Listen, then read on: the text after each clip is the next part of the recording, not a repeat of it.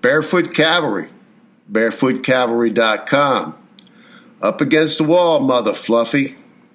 Posted April 28, 2019 by Yojack454. Who is Mutha Fluffy?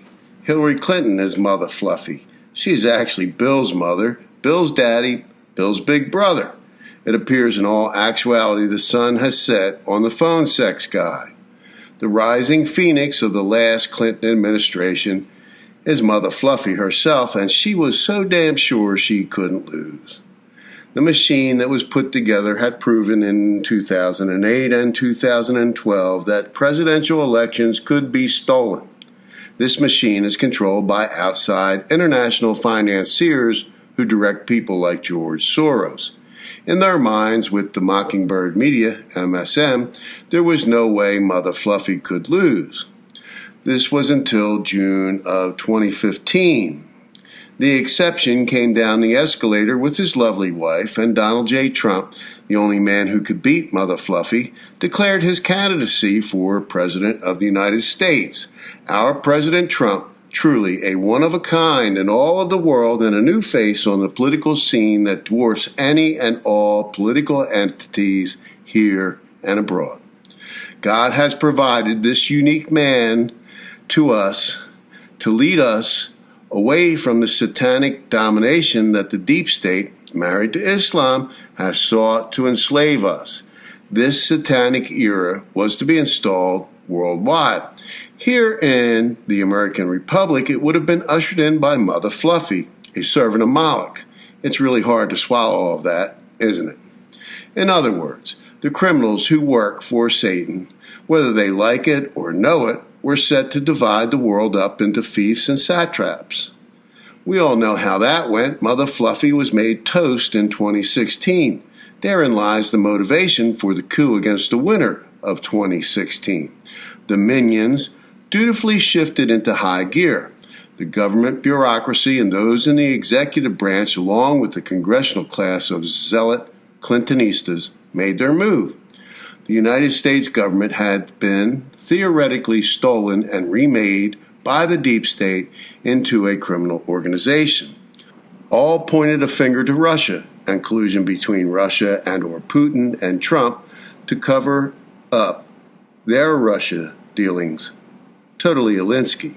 Uranium One was actually a sideline, a gift to show solidarity with Putin and the criminal oligarchy that runs Russia. The Obama administration dumped billions in cash into the mullahs' pockets so Iran could fast-track its nuclear program.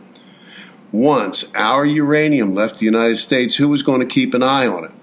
Robert Mueller personally delivered the first taste like a bagman for a drug cartel. Therefore, the pro-Mutha Fluffy Mockingbird media points to the Central Intelligence Agency as primary triflers in the charade. Under John Brennan, the CIA began to assert primacy in the American intelligence community as a usurped DHS secretary. So Big Sis bailed and went out to a California college. Also implicated are British Rothschilds intelligence, along with Israel's Mossad Rothschilds and the Five Eyes intelligence alliance of New Zealand, Australia, Canada, United Kingdom, and the U.S. Read Rothschilds. Do you know anybody with more money? Follow the money, because it's all about the money, boys. Now comes the Russia collusion coup. Supposedly, Clintonista operatives, along with the Mockingbird media, discerned that when candidate Trump, in a speech, jokingly said Putin could release Hillary Clinton's emails, that was collusion. How ridiculous. Readily sold to and bought by the low IQ faithful. The collusion narrative was actually enforced by the media in the form of a Breitbart associate, Eliana Benador.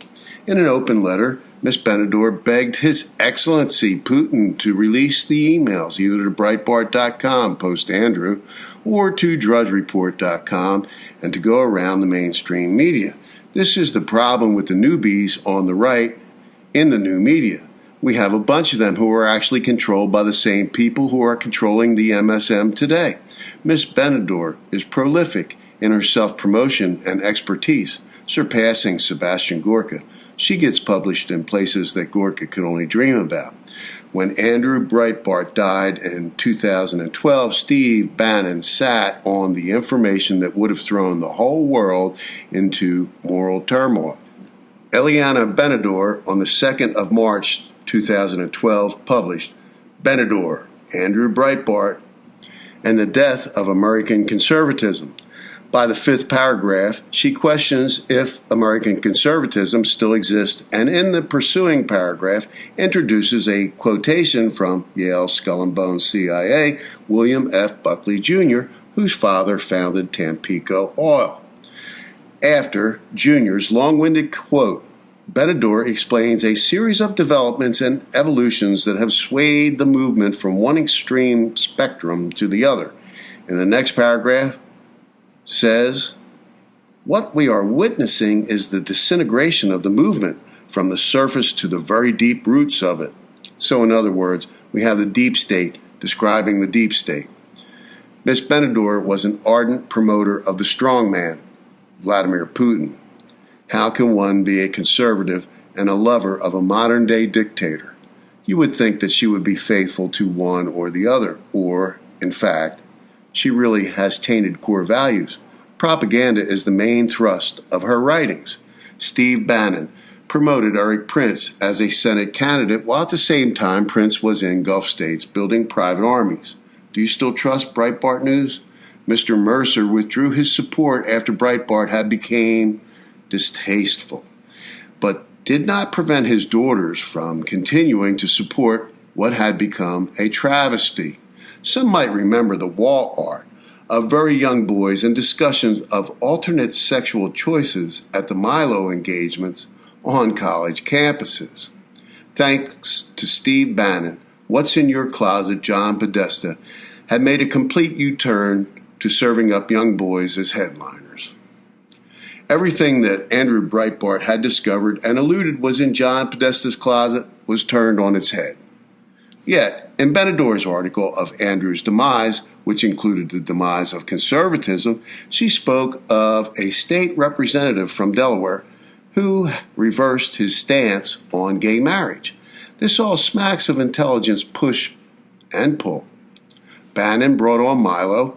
Milo delivers perversion with a conservative flair, and conservatives on social media ran with it as a pack. Who was the pack? Who did they work for? They worked for the same folks that Mutha Fluffy worked for. Please recall, Bill Clinton was a failed Rhodes Scholar drummed out of England for raping a young woman. Yet Cecil Rhodes was a flaming homosexual who dreamed of a worldwide government run by British homosexuals. When Mr. Bannon was involved with Judge Roy Moore's campaign at an Alabama rally prior to the special election, how was it that Paul Nehlen went off the rails with his racist comments? Mr. Bannon can at times appear to be the most ardent Trump supporter and present a very effective message that falls favorably on conservative ears. Conservatives on social media are easily led and swayed. The first psychologist in America focused on group behavior, which would lead one to think that the Germans who had educated him were ultimately the fathers of the Nazi movement, inasmuch as Hitler was greatly admired worldwide for his ability to hypnotize the masses. All it took was a few newsreel cameras, and a new German was born. Back to the Russia collusion coup. It generated sideshows, and one of the gems of President Trump's administration was the progress made with North Korea. The sideshow began shortly after the Democrat slime garnered the House, especially because of illegal voting and gerrymandering. The Speaker of the House, Nancy Pelosi, said a glass of water could get elected in a certain district if it had a D behind its name. President Trump, the leader of the free world, was made to appear weak in Hanoi as Kim balked, citing the inability of the American system to consistently produce leadership like President Trump.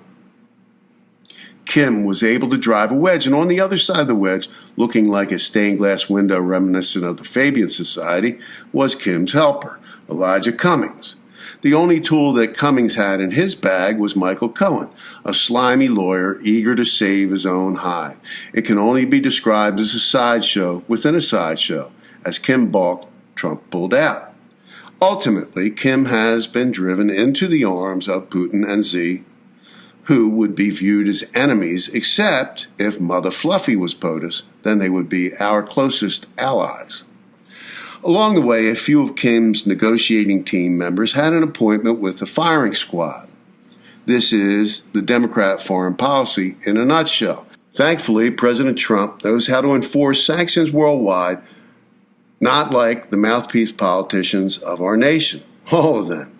Trump is so different, and the bureaucracy is so large that even a man like Reagan had the misfortune of George Herbert Walker Bush running a shadow government. Hillary ran a shadow government too. You might ask, from the State Department? No, it started in the White House when Bill was president.